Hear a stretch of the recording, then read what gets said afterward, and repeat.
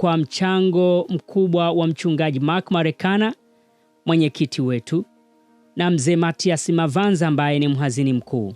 Ninawashukuru sana wasaidizi wangu wa karibu, Vumilia Kasili, afisa utumishi, na Elizabeth Kusekwa, administrative secretary, na makatibu muitasi wote wa Union ya Ntuku.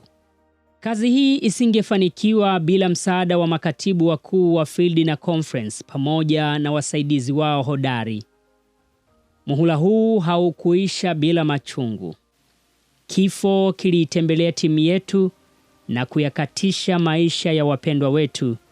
Tunamkumbuka Lois Chaulo, aliyekuwa administrative secretary wa Ntuku, na Sifaeli Dawson Chome wa NETC. Bwana azidi kutufariji. Utendaji wa ofisi ya ukatibu unasukumwa na wito mkuu wa utume wa kanisa wa mlipuko wa Injili ECD 2025. Utume wetu haubadiliki, haidhuru tuwe mahali gani ulimwenguni. Kanisa la Waadventista wa Sabato limeundwa kwa kusudi la utume. Kanisa ni jumuiya ya wamishonari na limeundwa ili kutimiza kusudi hili kama inavyoelezwa katika kanuni za kanisa ukurasa wa 30 na 31. Kulingana na ripoti ya sensa ya mwaka 2022 ya ofisi ya kitaifa ya takwimu, idadi ya watu waliopo katika eneo la Ntuku ilikuwa takriban milioni 33, kufanya uwiano wa kila wa Tanzania 36 kuwa na Mwadventista mmoja. Kumbuka kwamba uwiano wa Rwanda ni 1:14. Kenya ni 1:48. Tanzania nzima kama nchi ni 1:77 na Uganda ni 1:101. Kulingana na Wikipedia ya sensa ya 2020 ilikadiriwa kuwa 63% ya Watanzania ni Wakristo, 34% ni Waislamu, 2% hawana dini na 1% ni waumini wa dini za kienyeji. Kufikia mwaka 2021, mgawanyo wa maeneo ya mijini wa Wakristo ulionyesha kuwa waumini wa kanisa Katoliki walikuwa ni 27%, wa kanisa la Kilutheri walikuwa 6%, wa Pentecost walikuwa ni 4%, na Waadventista wa Sabato walikuwa ni 3%, Waanglikana walikuwa ni 2%, na madhehebu mengine ya makanisa ya kiroho walikuwa ni 1%. Madai ya kazi hii bado ni makubwa. Katika kanisa la Waadventista wa Sabato, ofisi ya ukatibu inashughulika na majukumu makubwa matatu. Mosi ni utawala, pili ni ukatibu, na tatu ni utume ulimwenguni. Katika muhula huu mfupi, palikuwa na shughuli nyingi zilizofanyika ambazo zilileta matokeo makubwa. Matokeo ya kazi hizi yanaonekana katika takwimu zifuatazo. Mwaka 2022, miaka mitatu iliyopita, taarifa ya robo ya pili ilifungwa na idadi ya washiriki 715,225.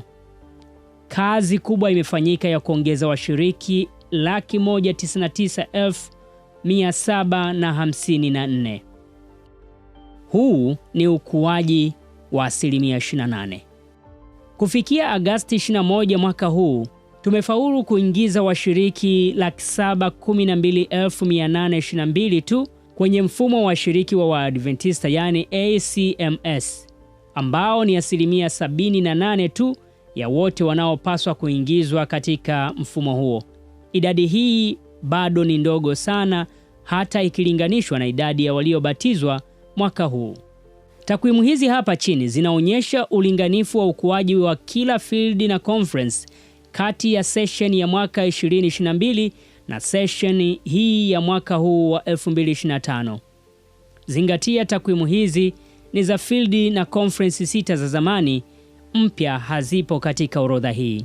Pamoja na ukuaji huu, takwimu hizi zinaonyesha mtiririko wa ongezeko la hatua kwa hatua la washiriki kwa miaka mitano kuanzia mwaka 2020.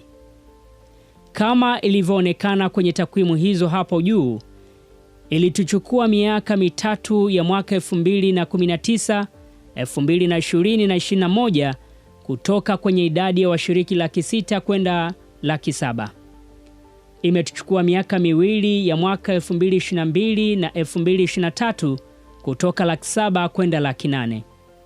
Lakini imetuchukua mwaka mmoja tu kutoka 800,000 kuingia 900,000.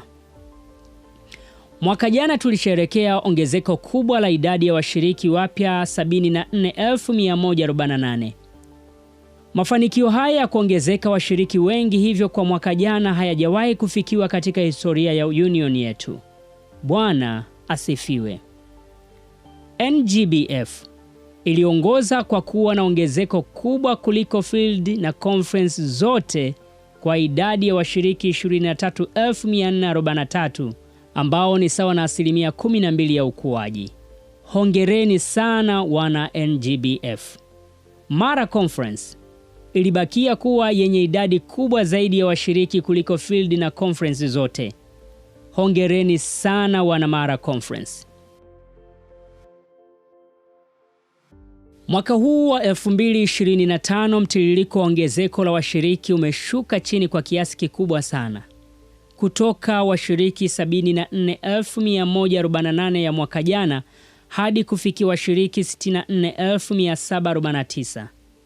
Tujitie shime na kufanya kazi kwa bidii kwa sehemu ya mwaka huu iliyobaki ili tufikie idadi ya washiriki zaidi ya milioni 1 kabla ya mwaka huu kuisha. Tunamshukuru sana Mungu kwa jitihada za utume wa Kiadventista za kuyafikia maeneo mapya ambayo hajawahi kufikiwa na Injili.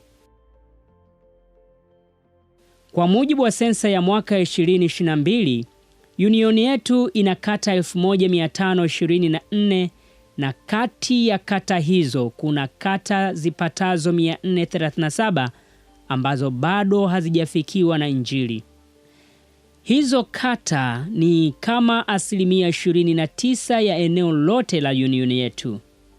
Taarifa ya idara ya utume wa Kiadventista itaeleza zaidi na kwa kina juu ya jitihada hizi. Nitafanya nini? Zaidi ya kanisa ninaloliwakilisha litafanya nini? Wewe kama kiongozi, wewe kama mshiriki. Kabla ya kuwa kiongozi ni mshiriki kwanza. Utafanya nini? Hatuwezi kuwaambia wengine wafanye kile ambacho sisi hatujakigusa hata kwa kidole. Mwaka jana tuliungana na kanisa la Waadventista wa Sabato duniani katika kuadhimisha miaka 150 ya utume ulimwenguni. Na wakati huo huo tulisherehekea miaka 121 ya utume wa kanisa hapa Tanzania tokea wamishonari wa kwanza walipoingia nchini Novemba 1903. Sherehe za kazi kubwa iliyofanyika wakati uliopita zilikuwa ni hamasa ya kuongeza bidii kwa kazi kubwa iliyoko mbele yetu. Takwimu zilizoko hapa chini zinaonyesha picha ya uhusiano uliopo kati ya ukuaji wa idadi ya washiriki na idadi ya makanisa, wachungaji na mahudhurio kwenye ibada ya siku za Sabato.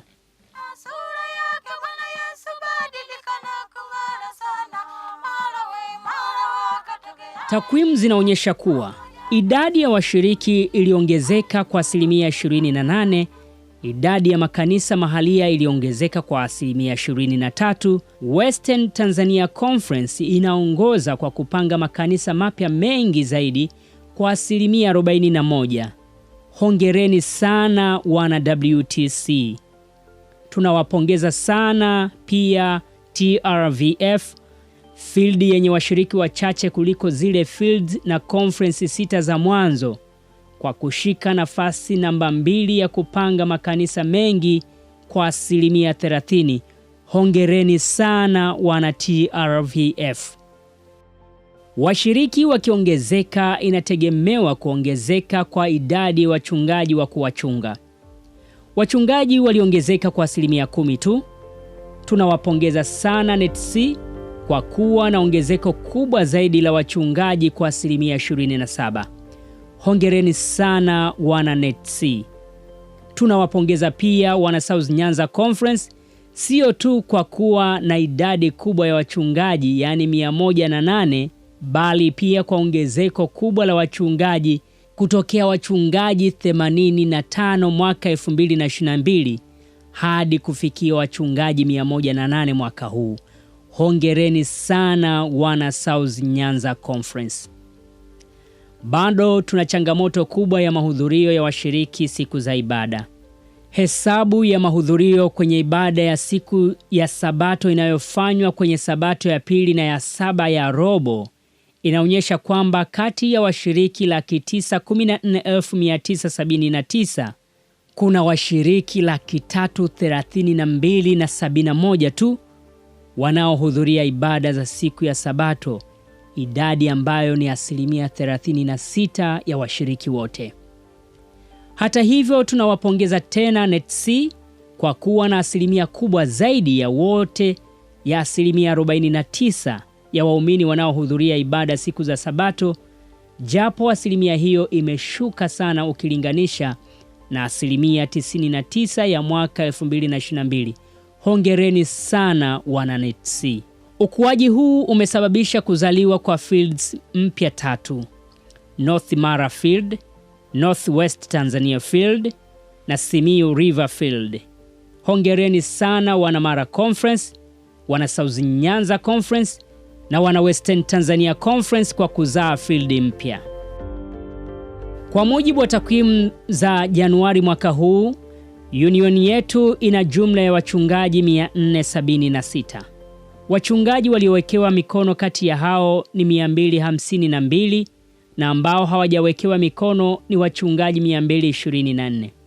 Ijapokuwa kuna ongezeko la wachungaji 43 kutoka 433 wa mwaka 2022 hadi kufikia wachungaji 476 mwaka huu, uwiano wa mchungaji kwa washiriki umeongezeka kutoka ule wa mchungaji mmoja kuchunga washiriki 1652 mwaka 2022 hadi kufikia mchungaji mmoja kuchunga washiriki 1922 kwa mwaka huu wa 2025.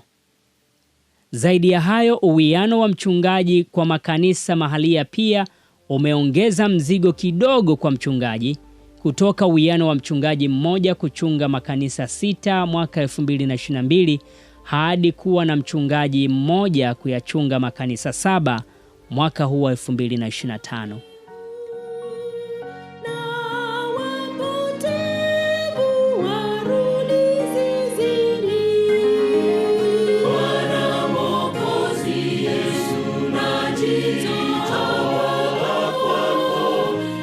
Kando ya wachungaji, tunamshukuru sana Mungu kwa ajili ya jeshi la wafanyakazi linalojumuisha washiriki wa kanisa na waajiliwa wa kanisa 1587. Miongoni mwao tumebarikiwa kuwa na familia za wamishonari kutoka Nigeria, Ghana, Uganda, Ufilipino, Sudan Kusini, Uganda pamoja na Kenya. Tunawashukuru sana kwa kazi njema wanayoifanya. Tunaposherehekea ushindi katika kuongoa roho, furaha yetu huwa inapunguzwa na idadi ya washiriki wanaopotea na kuiacha imani.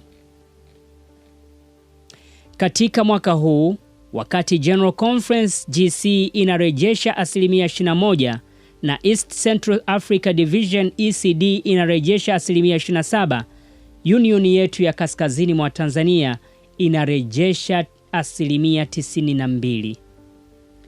Katika mapambano ya kufikia malengo yaliyowekwa na kanisa, tumekumbana na vikwazo ambavyo tunalenga kuvishinda katika muhula ujao kwa msaada wa Mungu. Vikwazo vichache kati ya hivyo ni hivi vifuatavyo. Mosi, bado tuko nyuma katika kuingiza majina katika mfumo wa ACMS.